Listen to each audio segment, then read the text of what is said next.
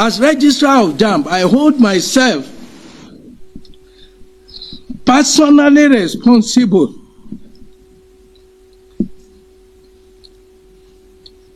including for the negligence of the service provider and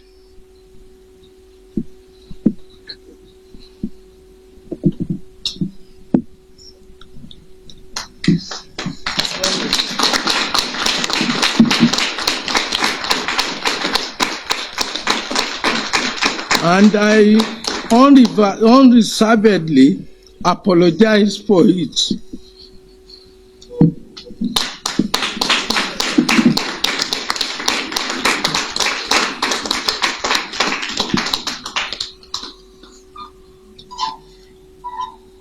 And the trauma it has affected Nigerians to, directly or indirectly. We have decided that all the candidates affected in the 157 centers of the 882 be contacted to retake their examinations.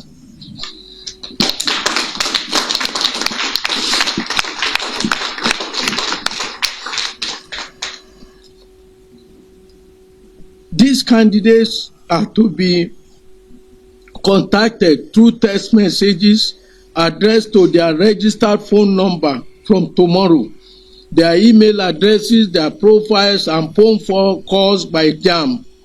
They are directed to reprint their examination slips for the rescheduled examination dates. This is unprecedented. This is unprecedented. JAMB is admitting error for the first time, for the life of me. Oloyede, you are admitting error. A public official crying on top of that. I've never seen that before. Never have I seen that ever with any public official. In fact, what the best would have heard is there was an error in the exam and we have to redo everything. But he's saying that no, there's not error in everything, but the entire Southeast states and then Lagos are going to be repeating their JAMB. And he cried. A public official cried for failing in his duty. That should be an eyesore. A Nigerian public official, let me tell you how it works in Nigeria. When a public official of this magnitude, does something bad, does something wrong, he tries to parry it. He tries to, impose himself. He tries to tell you all sorts of stories and tell you the reasons why he failed. But this guy nailed it. He sucked it up and said, you know what, I've got to apologize. I've got to cry. Whether he is being dramatic or he isn't being dramatic, my friend, I really don't care. I'm just reeling on that thought of seeing a Nigerian public official cry because they are not able to deliver up to the standard that they're supposed to. This is stunning. Stunning! Anyways, Nigerians have been reacting to this though. I just wanted to read a few of the reactions I've seen on social media. One Ibukunle says, I don't understand. They are clapping for a man that should have resigned. A young girl was reported to have had committed suicide because of her poor JAMB results. Clapping for extreme mediocrity in educational sector clearly shows how terrible our value system is in this country. The other one says, Chief Ajiji says, a child committed suicide because of this. This is pure recklessness. Someone must be punished. Orobene says, the purpose of this theatrics is to avoid a class action lawsuit. In a working climb, everyone involved should be resigning and not crying for the camera. Damn, that's true. That's true to some extent. SGT Show says, all of you accusing all the kids that failed for being on TikTok, will you swallow your words now? Ha ha ha ha. Mike Adeyemi says, I truly appreciate the level of transparency from JAMB. This is how we build a sane society. But there must be accountability for this incident, and those responsible should face the consequences. So the Godfather says he should break down out of the office. and should be in jail. Let him cry there. A lady has committed suicide because of this. Countless people have faced embarrassment and depression for it. Families have been scattered for it, and these crocodile tears won't cut it. Victor Bassi says the JAMB registrar was in tears admitting to errors that affected thousands of UTME results, and some people in the audience were clapping. This is not a performance, students. This is not a performance. Students' futures are on the line. What exactly are you clapping for? Amani says, crying doesn't fix incompetence and failure. Students studied for months, parents sacrificed, and your incompetence wrecked futures. Now it's sorry and tears. Accountability, tears. He has to step aside. Enough damage already. Repeating selector center will only worsen acrimony. This is from Ike Supreme. Why not repeat the whole process at a later date, not just a short notice for another exam? People need to heal from the trauma before writing another exam. Good point, man. It's good he took responsibility. Nice one. I hope the affected students find positive hope in this. My brother really complained about the system shutting down, and some questions are also not clear. He scored 143. This one says, at least it took responsibility.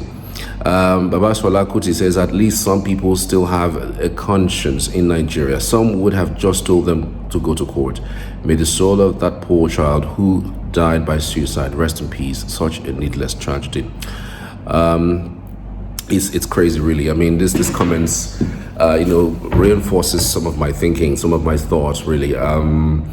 Truth be told, that conference shouldn't have happened. That conference should have been his admittance of the problem and his explaining of the problem, of the issues, and then resigned. That is what it should have been. Frankly speaking, I mean, there's no sugarcoating it. In sane climate, we can agree that we're not in a sane climb, right? We're not in a sane climb. So let's just put it that way.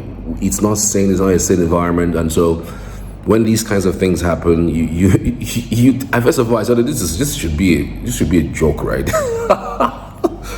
JAMB at meeting. And for him, crying is not enough. What exactly happened?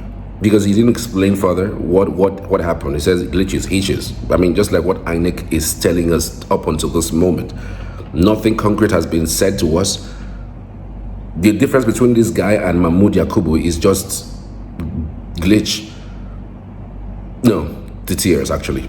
The tears is just the difference between Mahmoud, that's the INEC chairman, and this JAMB guy, Oloyede. The difference is just glitch. The difference is that we didn't have people crying. Mahmoud didn't cry. And Oloyede cried, whether he meant it from his heart or not, it's really nothing. There must be consequences for bad behavior, for not doing things right. I would have loved that he explains, because it feels to me that he is trying to save some people's jobs. Yes, that's what it feels to me. It feels to me he's trying to cover up the people whom he may have given some jobs to do, and they probably didn't do it well, or the contract didn't fall through, or because it takes a lot for a man to cry. So I'm just thinking to myself, why would this man come to this point? To come to the public to cry? Is it to power his sentiment? This is the national tragedy. It's an exam that the country looks out for every single year, and you bundled it. I mean, it takes you 12 months to start preparing for the next JAMB exams, and then you bungled it, and you are crying as what? And you are telling people that, well, you are going to prepare for the next exam. You should not be presiding over the next exam. Somebody else should be presiding over the next exam, because you probably may have failed in your right. You have punctured the only thing in terms of exam. We know that all other exams have been bastardized. The NECOs, the SSE, we just know that those exams are not really exams you can point out and say, you know what, they're competent exams, because of how people already see the questions and even have the answers before the day of the exams. You know, but this particular one, JAMB, is actually one of the exams you can point to and say, well, yes, it's one of the exams in Nigeria that you can attest to being wonderful. You can attest to being legitimate, you know, but you have bungled it. How are we sure the reason why you are crying is because you were in the verge of taking the right decision, but you refused to take that decision to do the right thing because you wanted to cut corners? How are we sure it's not that? You know, so I'm just piecing things together, all right? But my immediate thinking, beyond just crying, if we must have to do things right in this country, somebody would have to, in one way or another, take responsibility. And beyond taking responsibility, they must leave their seat. They must go. They must leave. There's no two ways about it. If you can muster the strength to cry in public, you are not able to muster the strength to explain what happened, only to tell us that it is a glitch, like what INEC did in 2023. The presidential election came and it was a glitch, but House of Reps, Senate didn't have a glitch, but the presidential election had a glitch. Make it make sense. Make it make sense. Let me know. You know, it's crazy, man. But I'm just saying that Mahmoud did not lose his job even after the president took over office, after telling Nigerians that it was a glitch. There was no consequences for bad behavior. For a presidential election that was the most anticipated in Nigeria, 2023 elections, you come out to tell us it was a glitch, and there is no consequences for that bad behavior. Then we have another person who is doing the same thing. What do you expect? What do you expect? He is going to go scot-free. Nothing's going to happen to him. He's probably going to get a pat in the back. Oh, next time don't cry in public. Just give me a call. I'll settle it for you. This guy is not going to go anywhere. After all, what's his name? He is not from your regular North Central. He's not from your regular Southeast or South or Northwest. He is from the cocoon. Yeah, Southwest. And you know, Southwest is in power. Nothing happens to any Southwesterner. Nothing ever happens except, well, they don't play ball. Don't say I didn't tell you. Quote me, baby.